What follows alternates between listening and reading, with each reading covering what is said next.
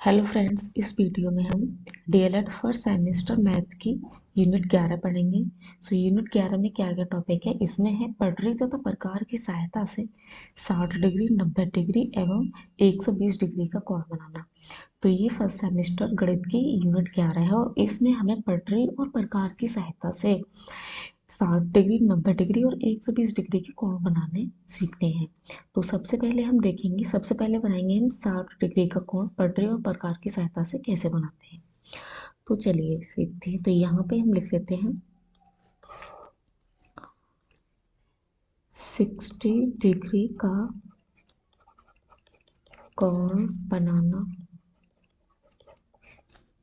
पटरी तथा प्रकार की सहायता से। अब कोण बनाने के लिए हमें पटरी और प्रकार की आवश्यकता होगी। तो हमने यहाँ पटरी ले ली है और ये प्रकार। तो अब हम इसे बनाएंगे कोण को। तो चलिए सबसे पहले क्या करते हैं हम, जब कोई भी कोण बनाना हो चाहे हमें, तो सबसे पहले पटरी को लेंगे और पटरी की सहायता से हम एक रेखाखंड खींचेंगे। कितनी भी दूरी का हम खींच सकते हैं। तो यहाँ पे हमने एक रेखाखंड खींच दिया पटरी की सहायता से। पटरी को इधर कर देते हैं। तो यहाँ पे हम इस रेखाखंड का कुछ भी नाम ले देते हैं। तो हमने इसका नाम ले दिया पॉइंट ए और बी।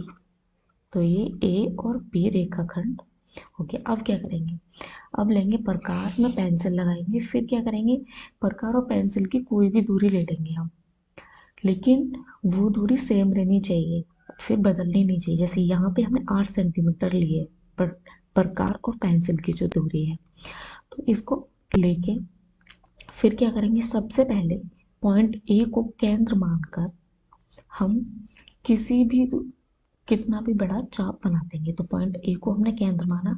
अब हम यहाँ पे कोई भी कितना भी बड़ा चाप खींच देंगे। तो यहाँ पे हमने एक चाप बनाते हैं, यहाँ से यहाँ तक हम कितना भी बड़ा चाप बना सकते हैं। तो हमने इतना बड़ा चाप बना दिया, ठीक है। इसके बाद क्या करेंगे, अब अब दूरी यही रहनी चाहिए, प्रकार पटरी और प्रकार की दूरी चेंज नहीं होनी चाहिए। फिर ये जो हमने चाप लगाया है, इस चाप को, ये जो ये चाप है वो रेखाखंड ए बी को मान के चलिए पॉइंट सी मान लिया हमने, जहाँ पे ये कट कर रहा है।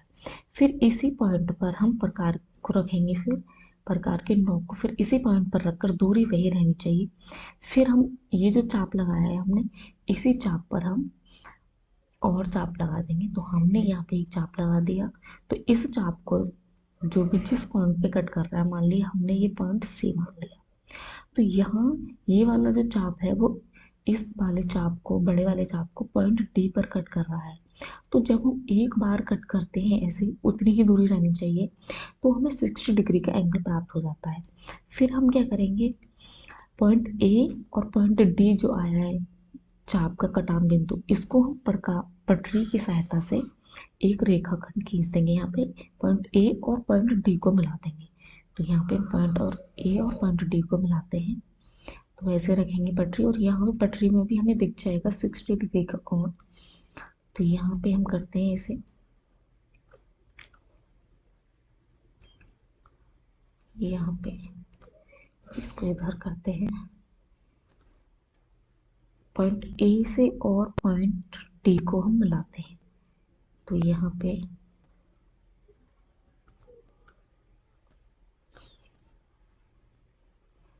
पॉइंट ए, यहाँ पे 60 डिग्री आएगा। पॉइंट ए और पॉइंट डी को जब मिलाया तो फिर हम और इन दोनों पॉइंट को मिला देंगे। और कलर ले लेते हैं इससे। अब हम इसको पॉइंट ए और पॉइंट डी को मिला देंगे। तो जब हमने पॉइंट ए और डी को मिलाया, इसका यहाँ पे नाम ले देते हैं हम ई। तो रेखाखंड ए ई की सहायता से हमने पॉइंट ए और डी को मिला दी। फिर हमें यहाँ पे 60 डिग्री का कोण प्राप्त हो गया। तो हम इसे यहाँ पे कह सकते हैं कि एंगल ई ए वी बराबर हमें 60 डिग्री प्राप्त हो गया। तो पटरी और प्रकार की सहायता से हम ऐसे कोण बना सकते हैं किसी भी डिग्री का। तो यहाँ पे हमने 60 डिग्री का बना दिया, और इस एंगल को हम एंगल बी ए ई बी कह सकते हैं बराबर 60 डिग्री। जहाँ पे एंगल होता है वहाँ हम वही पॉइंट लिखते हैं। जैसे यहाँ पे पॉइंट ए पर एंगल बना हुआ है तो ए को हम बीच में लिखेंगे हमेशा, चाहे हम ई ए बी बोले चाहे बी ए ई। तो हमें ये एंगल बनाना सीख लिया हमने। अब क्या करेंगे, अब पेपर में आता है कि इसकी रचना विधि की हमने कैसे कैसे इसको बनाया। तो रचना विधि के लिए हमें क्या करना है, जैसे जैसे हमने इस एंगल को बनाया है बस वैसे वैसे ही हमें रचना विधि में लिख देना है। तो चलिए फिर लिखते हैं। अब ये रचना विधि को मैंने लिख दिए हैं सारे पॉइंट्स जैसे जैसे हमने इस एंगल को बनाया है। तो सबसे पहले हमें पॉइंट लिखा है वन। सर्वप्रथम पटरी तथा पेंसिल की सहायता से रेखाखंड ए बी खींचा। तो हमने रेखाखंड ए बी को खींचा था सबसे पहले। उसके बाद प्रकार की सहायता से किसी भी दूरी का एक चाप लगाया जो कि रेखाखंड ए बी को पॉइंट सी पर काटता है। हम किसी भी दूरी पेंसिल और प्रकार में भरकर पॉइंट ए को केंद्र मानकर कोई कितना भी बड़ा हम चाप लगा सकते हैं। और जो चाप है वो ए बी को पॉइंट सी पर कट कर रहा है। फिर इसके बाद क्या किया हमने, इसके बाद पॉइंट सी को केंद्र मानकर उसी चाप को, ये वाला चाप जो लगाया हमने उसी चाप को पॉइंट डी पर काटता है। तो उसी चाप को पॉइंट डी पर काटता है, इसको केंद्र मानकर जब हमने चाप लगाया तो इस चाप को ये चाप पॉइंट डी पर कट करता है। ठीक है। उसके बाद पॉइंट पॉइंट नंबर 4 है, पॉइंट ए और पॉइंट डी को रेखाखंड ए बी की सहायता से मिलाया। तो फिर यहाँ पे पॉइंट डी आ गया और पॉइंट ए और पॉइंट डी को हमने रेखाखंड ए ई की सहायता से मिलाया। फिर हमें एंगल 60 डिग्री प्राप्त हो गया। तो एंगल ई ए बी बराबर हमने 60 डिग्री प्राप्त हो गया। तो ऐसे ही हमें रचना विधि लिखनी है।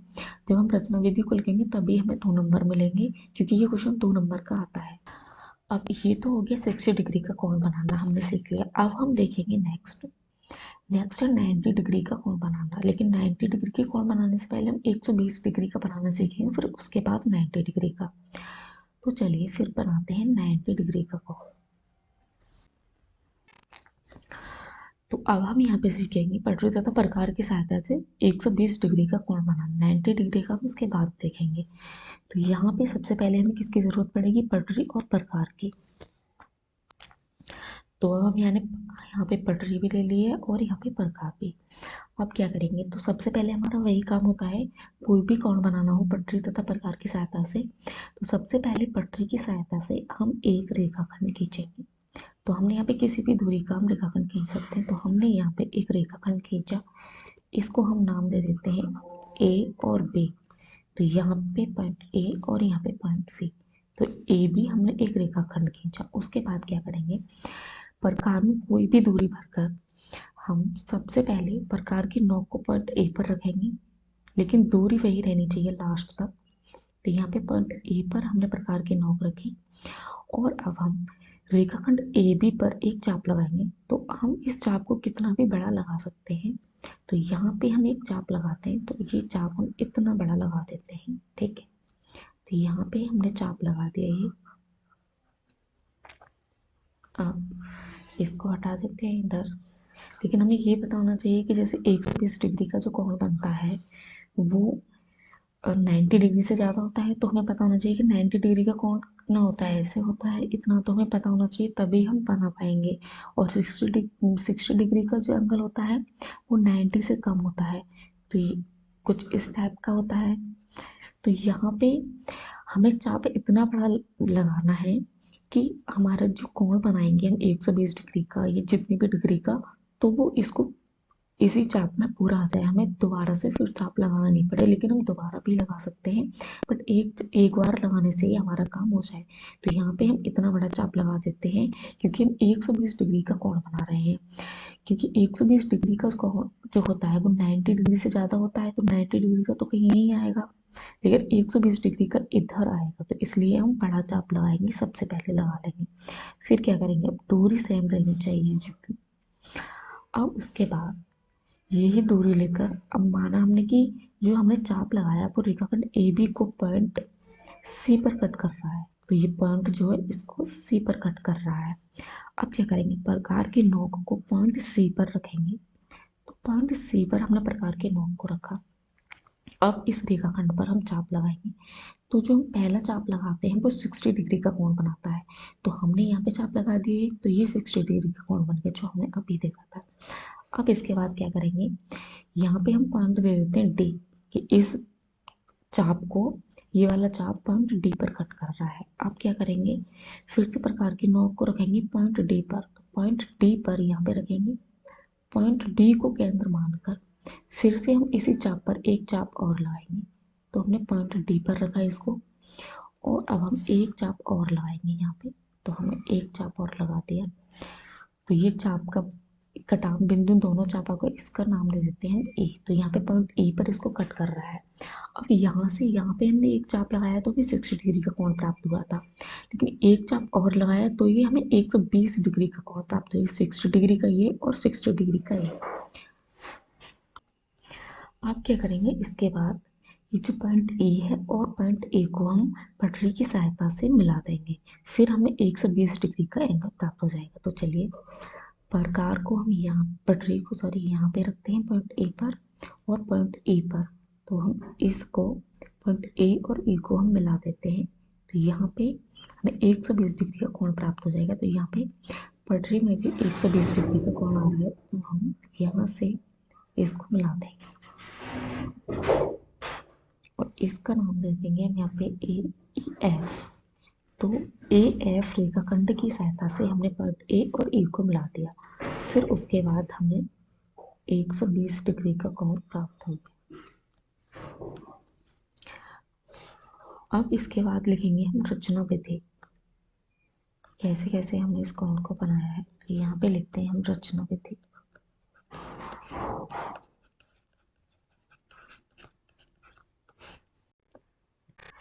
अब हम रचना विधि लिखेंगे। तो रचना विधि में क्या किया है, मैंने ये पॉइंट सारे लिख दिए हैं। तो इसमें हमें रचना विधि में क्या लिखना होता है कि जैसे जैसे हमने इस एंगल को बनाया है बस वैसे वैसे लिखना है। तो सबसे पहले हमने क्या किया था, सर्वप्रथम पट्टी तथा पेंसिल की सहायता से रेखाखंड ए बी खींचा। फिर प्रकार की सहायता से किसी भी दूरी का एक चाप लगाया जो कि रेखाखंड ए बी को पॉइंट सी पर काटता है। तो हमने यहाँ पे पॉइंट ए को केंद्र मानकर एक चाप लगाया, किसी भी दूरी का हम लगा सकते हैं, बस दूरी फिर वही रहनी चाहिए, बदलनी नहीं चाहिए। फिर वो चाप रेखाखंड ए बी को पॉइंट सी पर कट करता है। फिर पॉइंट सी को केंद्र मानकर एक चाप लगाया जो कि पहले चाप को पॉइंट डी पर काटता है। फिर पॉइंट सी को हमने केंद्र माना, यहाँ पे एक चाप लगाया तो इस पहले वाले रेड चाप को पॉइंट डी पर कट करता है। फिर उसके बाद पॉइंट डी को केंद्र मानकर उसी दूरी का एक चाप और लगाया जो कि पहले चाप को पॉइंट ई पर काटता है। फिर हमने पॉइंट डी को केंद्र माना, फिर एक चाप और लगा दिया जो कि इस रेड वाले चाप को पॉइंट ई पर कट करता है। फिर हमें यहाँ पे जब पहला हम चाप लगाते हैं एक, तो हमें हमेशा 60 डिग्री प्राप्त होता है।